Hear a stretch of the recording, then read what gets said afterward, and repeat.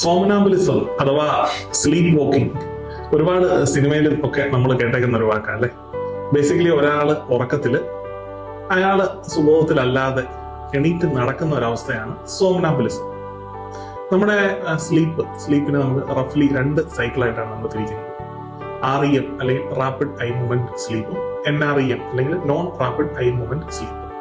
ഈ NREM ഫേസിൽ താരതമ്യേന ഒരു ഗാഠനിദ്രയിൽ ഉണ്ടാകുന്ന ഒരു സ്ലീപ്പ് ഡിസോർഡർ ആണ് സോമനാംബുലിസം അല്ലെങ്കിൽ നൈറ്റ് വാക്കിംഗ്. ജനറലി ഒരു വലിയ പ്രശ്നക്കാരനായ ഒന്നല്ല ഈ സോമനാംബുലിസം. സാധാരണ രീതിയിൽ നെർവസ് സിസ്റ്റത്തിന്റെ ഡെവലപ്മെന്റ് ഒക്കെ ഒന്ന് കംപ്ലീറ്റ് ആയി അല്ലെങ്കിൽ ആള് ഒരു അഡൽട്ട്ഹുഡിലേക്ക് എത്തിക്കഴിയുമ്പോൾ മിക്കവാറും ആളുകളിൽ യാതൊരു ട്രീറ്റ്മെന്റും ചെയ്യാതെ തന്നെ ഇത് മാറാറുണ്ട്. പക്ഷെ ഞാൻ നേരത്തെ പറഞ്ഞ പോലെ തന്നെ ഇത്തരം ഈ സോമനാംബുലിസം ഉള്ള കുട്ടികൾ നടന്ന് വീഴാതെ അത്തരം കാര്യങ്ങളൊക്കെ നമ്മളൊന്ന് ശ്രദ്ധിക്കേണ്ടതാണ്. എന്നാൽ ഒരുപാട് ഫ്രീക്വന്റ് ആയിട്ട് ഇത് സംഭവിക്കുകയാണെങ്കിൽ, അതായത് ആഴ്ചയിൽ 2-3 ദിവസമൊക്കെ ഇങ്ങനത്തെ ഒരു ഇൻസിഡന്റ് ഉണ്ടാകുന്നുണ്ടെങ്കിൽ അതിന് ഒരു മെഡിക്കൽ ഹെൽപ്പ് എടുക്കുന്നത് എപ്പോഴും നല്ലതാണ്.